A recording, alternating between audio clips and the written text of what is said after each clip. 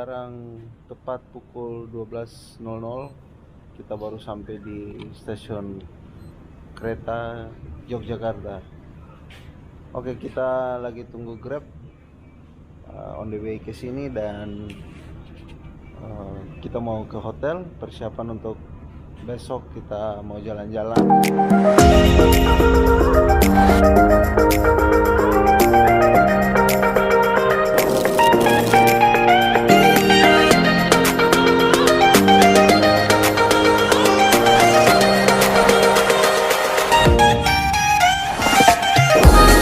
Siang kita mau check out dari hotel dan kita mau lanjutkan perjalanan. Ini teman-teman sudah persiapan semua barang-barang. Ini juga ada pakaian laundry, kita mau cari laundry. Kemudian kita go ke Borobudur. Setelah dari Borobudur kita mampir ke Prambanan. Oke, ikuti kami terus. Ini abang yang punya hotel. Bang, kita cabut dulu ya. Terima kasih banyak atas kerjasama. Sukses selalu. Kita mau ke Borobudur dulu. Iya. Oke.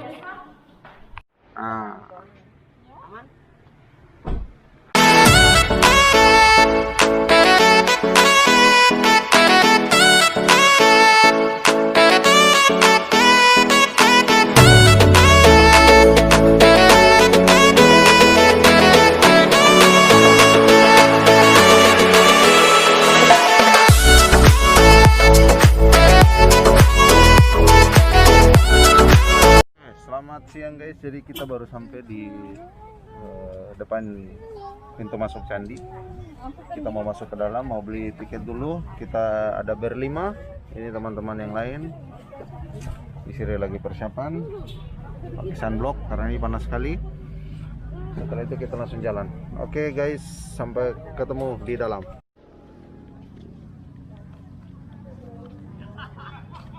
Guys, kita mau masuk, kita mau beli tiket. Kita ada di depan loket.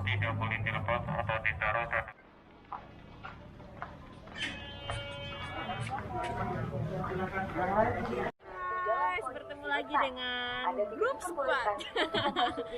Kali ini kita akan menuju ke Candi Borobudur guys. Ditungguin ya. Jadi hari ini tuh ada first time semua buat kita nyampe di sini. Oh, saya sudah. Oh ya, kecuali kamu ya. Oke. Kalau kita bertiga baru. Jadi First time. mau tahu keseruan kita kayak gimana? Tetap ikutin kita terus ya. Oke. Video selanjutnya, bye-bye. Setelah masuk warisan dunia, Borobudur milik dunia, biaya perawatan dibiayai sepenuhnya oleh dunia. Di sana juga ada diagram daripada bangunan Borobudur kalau dilihat dari atas. Diagramnya macam itu. Jadi Borobudur ini bangunan yang menunjukkan tentang kejeniusan. Semuanya rambut panjang digelung di atas menunjukkan karakter pembuatnya. Biasanya bentuk patung yang ada itu tidak akan jauh dari karakter pembuatnya. Juga binatang mitologi yang menunggu pintu-pintu masuk Borobudur itu binatang mitologi singa ya. Singa juga merupakan binatang mitologi orang Jawa. Maka di Jawa itu ada Singodimejo, Singasari, Singa Siliwangi, Singaparna, Singa Maraja. Kalau Malang, Singa Edan ya. Itu gambaran tentang binatang mitologi Jawa itu singa. Melainkan bangunan ini dibuat sebagai konsep belajar manusia meraih surga.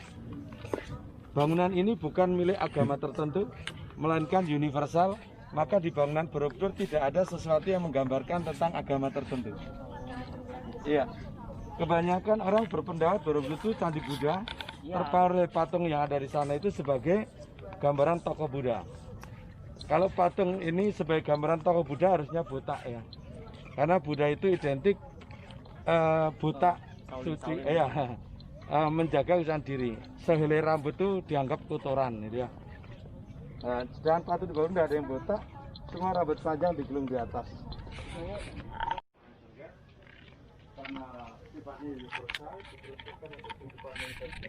Setelah Jawa dan penjajahan Belanda itu di Bukit Menoreh di situ, yang hanya 1 km di sini. Nanti kita setelah naik kita bisa melihat hamparan Gunung Menoreh ini. Dengan waktu 5 tahun saja Belanda tidak bisa menguasai karena tidak bisa menggunakan pesawatnya untuk menggempur. Hanya dilawan dengan bambu runcing, Belanda kalah. Lempengan-lempengan atau endapan-endapan lumpur menunjukkan kalau lokasi dunia. Tanah Gromosol, Litosol, Gracia, dan Mediterania. Ligometri. Ya. Satu statement, bila menak kepada surga, hati-hati dengan namanya pengucapan. Mulutmu harimaumu, ya itu ya. Lidah yang dicontohkan ini pasti manusia akan selalu damai dalam kehidupan. Ketika manusia damai dalam kehidupan, beribadah akan sempurna dan akan tidak ada dosa yang terjadi. Pakailah program dua anak. Dengan dua anak, seorang wanita akan mudah dalam mengatur kehidupan keluarga, mendidik anak, juga mengurusi anak, juga mengatur ekonomi, bisa menabung, kelangsungan hidup akan terjamin. Dengan dua anak tidak terlalu sibuk dalam mengaturnya, memiliki waktu untuk merawat dirinya tetap cantik dan tetap disukai suami, sampai kakek nenek tidak terjadi perceraian. Air susu ibu itu di samping akan menimbulkan pertumbuhan anak yang sangat signifikan, juga mampunya sama, tinggi rendahnya sama, beratnya pun sama, bentuk muka sama, ukuran kepala sama, sampai patungnya itu dibikin satu batu utuh tanpa sambungan. Tidak mungkin kalau tidak ada campur tangan Tuhan. Dulu belum ada alat cetak, belum ada alat timbang, ya. Nah, ini betul-betul 368 patung tugas menyampaikan risalah Tuhan. Masing-masing arah 92 patung. 92 yang menghadap timur, sikap tangan bumi Separcamudra. Mereka menyampaikan pesan, bila mana kependapat surga, jujurlah dalam hidupnya. Bumi Separcamudra, kejujuran. Menghadap ke selatan, menyampaikan risalah, untuk dapat surga, dermalah dalam hidupnya. Waramudra, berderma. Menghadap ke barat, Dhyana Mudra. Tawakallah dalam hidup jangan lupa dengan Tuhannya.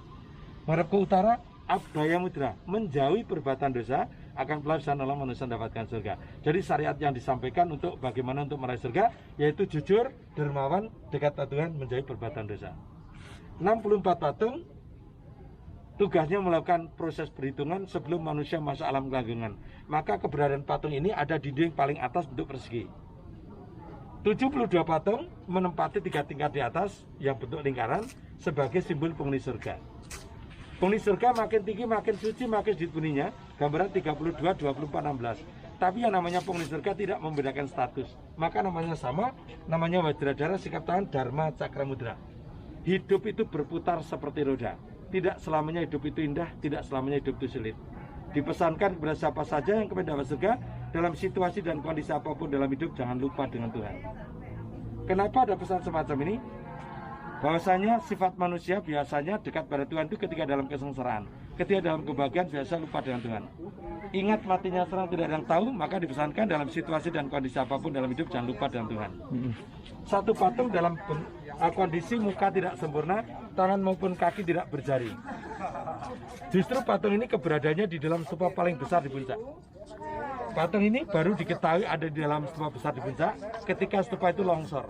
Mungkin kalau stupa besar itu tidak pernah longsor, kemungkinan besar tidak pernah diketahui kalau dalam itu ada satu patung ini. Ya, stupa besar di puncak tidak berlubang, tidak pula berpintu. Hakikatnya tempat Tuhan tidak bisa dilihat oleh manusia, tidak pula bisa dijangkau oleh kasih manusia. Maka diketahui ada isinya ketika longsor. Ya, patung di dalamnya dikondisikan tidak sempurna wajahnya, tidak pula berjari tanpa kakinya, karena patung ini sebagai visualisasi gambaran Tuhan. Tuhan Maha Sempurna, Maha segalanya, tidak bisa disamakan dan sesuatu. Kalau ini dibikin sempurna bentuk wajah, manusia bisa menyamakan bentuk Tuhan dan makhluk hidup. Kalau dibikin jari, kita akan mampu bisa menghitung jumlahnya, akan pula bisa menyamakan bentuk Tuhan dan makhluk hidup. Sekarang patung ini tidak lagi ditaruh di dalamnya, melainkan sekarang dikeluarin, ditempatkan di museum. Kenapa dikeluarin? Karena kalau ini patung tetap ditaruh di dalamnya, sementara bagian longsor ditutup, orang hanya dapat cerita, tidak bisa melihat, nanti bikin penasaran orang. Ditakutkan ada penguasa kemudian lihat, suruh membongkar, lebih baik lagi ya, agar tidak menimbulkan suatu permasalahan, dikeluarin, ditempatkan di museum. Sebentar ya. Kita lihat ya. Iya, jadi patung di Borobudur tidak sama dengan patung di candi lain ya. Nah, ini fungsinya menyampaikan pesan moral atau risalah Tuhan, menghitung amal perbuatan sebelum manusia masuk alam kesempurnaan, dan sebagai penghuni surga. Ya, itulah patung di Borobudur. Terima kasih. Ya. Ini Borobudur itu diambil dari dua kata dari bahasa Sanskerta, yang mana dua kata ini memberikan suatu penjelasan tentang fungsi bangunan itu sendiri dan lokasinya atau letaknya, yaitu dari kata biara dan beduhur. Biara artinya tempat beribadah, sedang beduhur artinya di atas. Jadi kata Borobudur itu mengandung arti tempat beribadah yang terletak di atas. Ya, ini bangunan dipakai untuk beribadah atau konsep belajar manusia merah surga yang keberadaannya di atas Bukit Buatan. Jadi sistem beribadah yang secara universal ya Pak? Universal. Tidak ke satu agama aja ya? Iya, tidak hanya satu agama. Pada dasarnya segala agama konsep meraih surga itu sama, menjalani kehidupan yang benar, menjauhi perbuatan salah.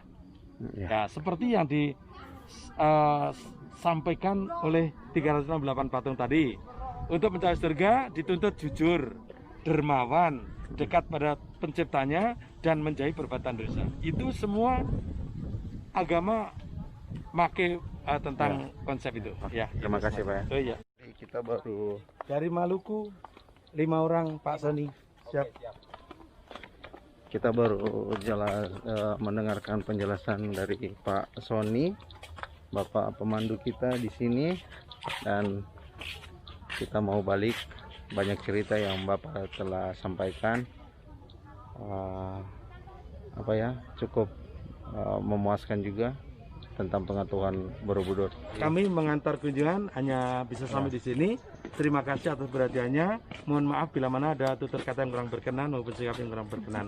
Semoga perjalanan wisata selalu dapat keberkahan dari Tuhan, selalu diberikan kelancaran, dan selamat sampai rumah kembali. Ya, selamat jalan untuk semuanya. Oke, mari. Terima kasih.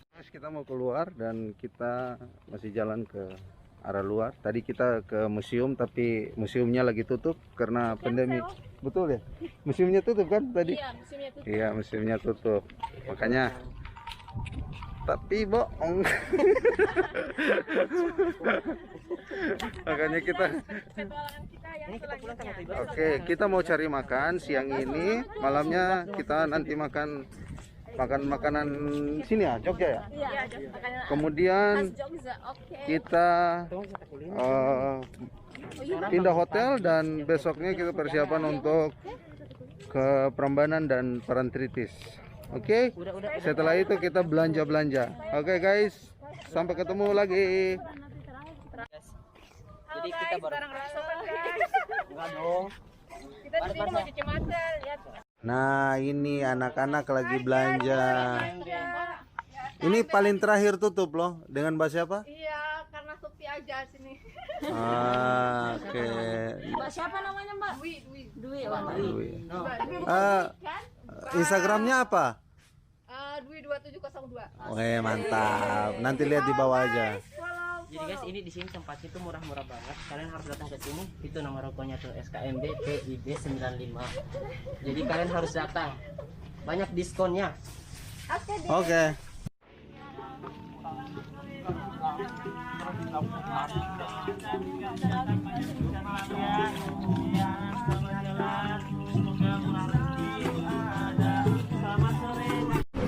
Oke guys, jadi hari ini kita mau ke Parantritis dan kita masih belanja-belanja.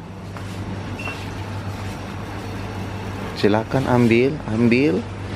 Sultan yang bayar, ini sultannya.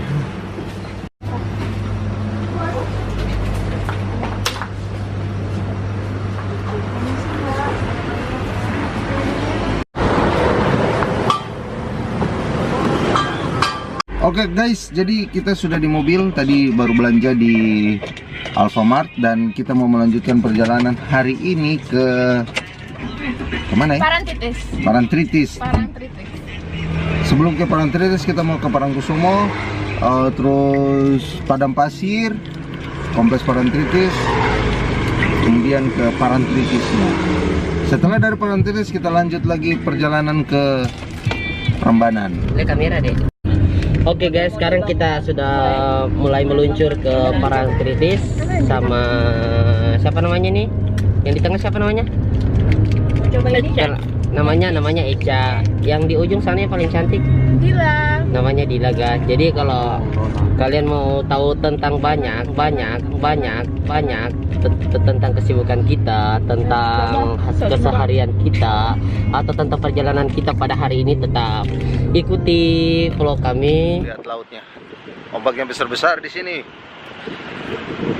Kurang lebih 5 km lagi dari Parangkusumo kita sampai di Parantritis. Dan ini dia pantainya. Oke, kembali lagi dengan kami. Sekarang kita sudah sampai di area Parangtritis. Nah, kita mau jalan explore pantai. Dan kita jalan kaki saja. Oke. Ciao guys, bertemu lagi dengan kita di pantai Parantritis. Mantap. Kita lagi cari-cari padang pasir, tidak tahu di mana ini padang pasirnya ini. Tapi setelah dari Parantritis kita akan cari. Oke.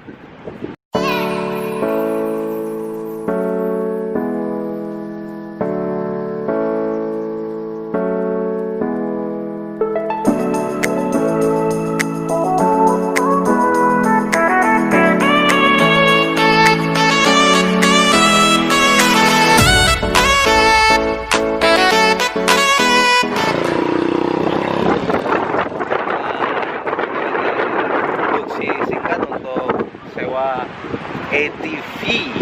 Nah, ini ATV-nya. Jadi yang untuk besar 20 menit 100.000, yang kecil 20 menit 50.000.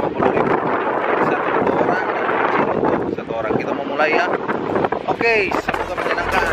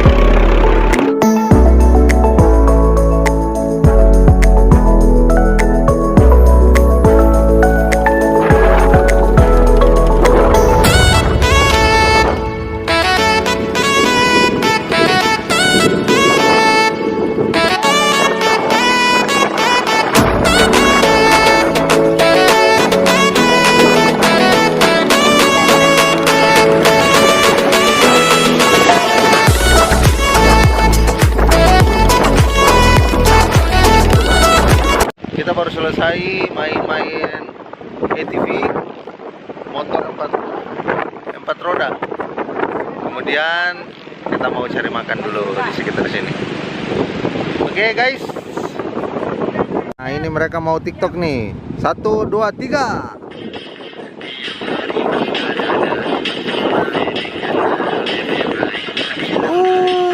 Gila.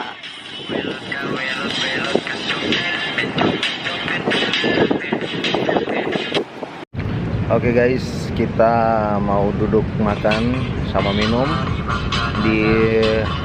masih di pantai nih. Ini mereka pada sibuk TikTokan, tapi kita dua pada santai aja ya. Oke, kita masih tunggu minuman. Setelah itu kita lanjut perjalanan lagi.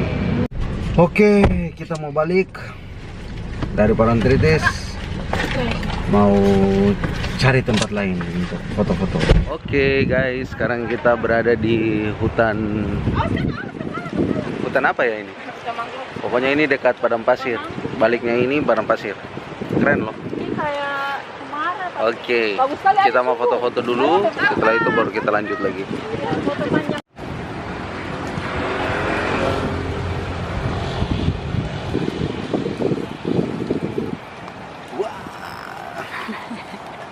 Oke guys, jadi kita baru selesai dari Parantritis, kemudian ambil sedikit di Parangkusumo dan lanjut ke ada satu hutan keren banget. Kita sudah foto-foto dan kita mau balik lagi ke Jogja, tapi sebelumnya kita mau ke Prambanan dulu ya. Mudah-mudahan kita sempat untuk sempat kejar waktunya karena ini sudah jam 1 siang ya. Mudah-mudahan ya kita bisa ke Prambanan. Oke guys, sampai ketemu lagi di video berikutnya. Oke, jadi mau masuk di dalam candi kita harus ikuti protokol. Jangan lupa cuci tangan, pakai masker, jaga jarak dan tidur sendiri-sendiri.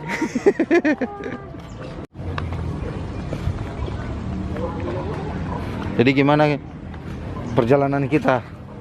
Luar biasa. Ini destinasi terakhir di Jogja ya? Ya, sore ini adalah destinasi terakhir kita yang akan kita kunjungi di Jogja, yaitu Candi Prambanan. Mau tahu seperti apa keadaan candi di dalam, tetapi kita ada siu.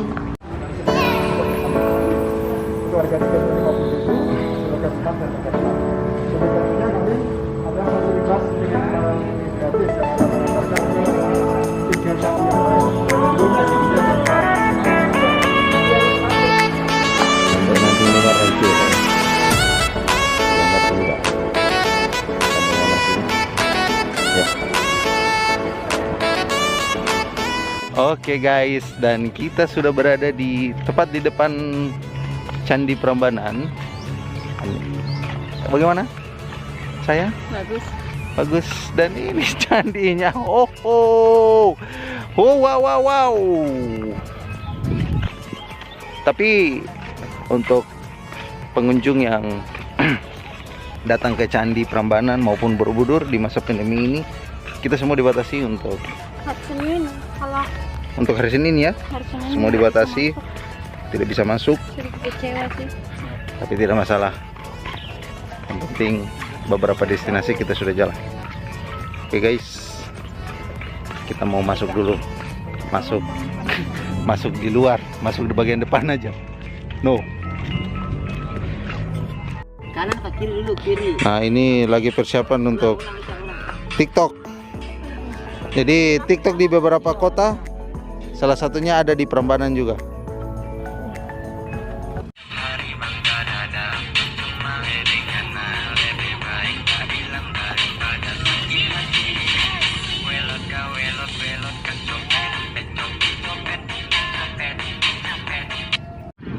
Oke guys, jadi kita masih berada di depan. Setelah itu kita mau ke Candi bagian utara. Ya. Kayaknya bagus.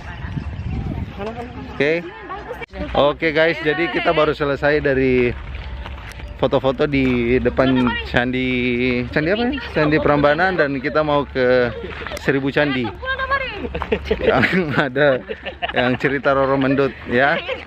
Oke, kita jalan dulu. Nah, ini. Oke guys, jadi kita sudah mau keluar dari Candi Prambanan dan kita istirahat sejenak di pintu keluar. Lagi tunggu teman-teman yang lain masih foto-foto di dalam candi. Istri sudah kelelahan dan kemungkinan kita harus balik secepatnya. Kita sudah capek semua. Oke, see you. Halo guys, ya kita sekarang lagi check out, mau menuju ke stasiun Yogyakarta. Oke guys, jadi kita mau berangkat ke Jakarta.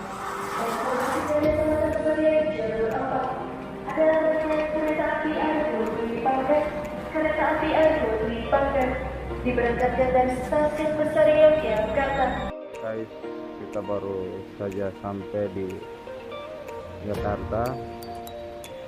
Ini barang-barang kita dan kita masih menunggu mobil jemputan.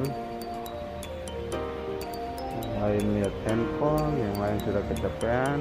Kita mau istirahat dulu di hotel, baru melanjutkan perjalanan jalan-jalan.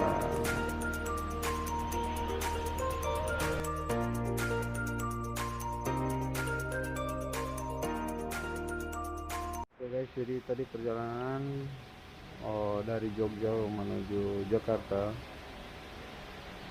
kurang lebih 6 sampai 7 jam. Nah, kita startnya itu dari jam 8.40 ke sampainya jam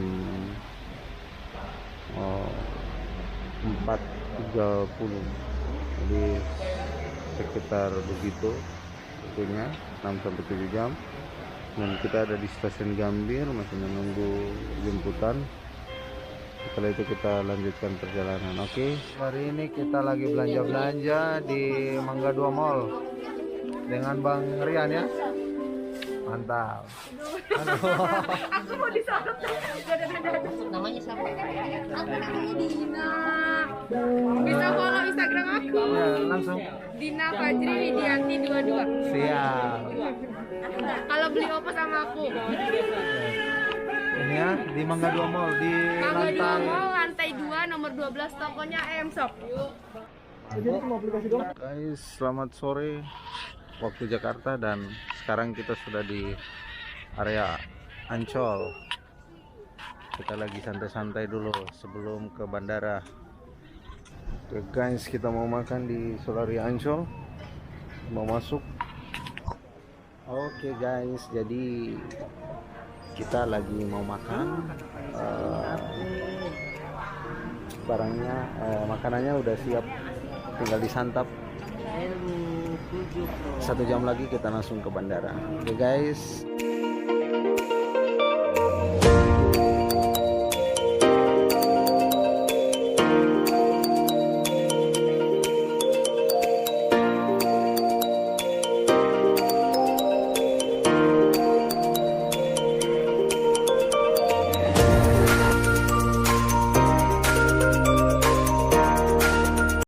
Untuk teman-teman yang belum subscribe, dimohon untuk subscribe. Dan saya bersama Bang R sudah persiapan, yang lain pada ke toilet dan ke ATM. Oke, sampai nanti di video kita selanjutnya. Bye bye.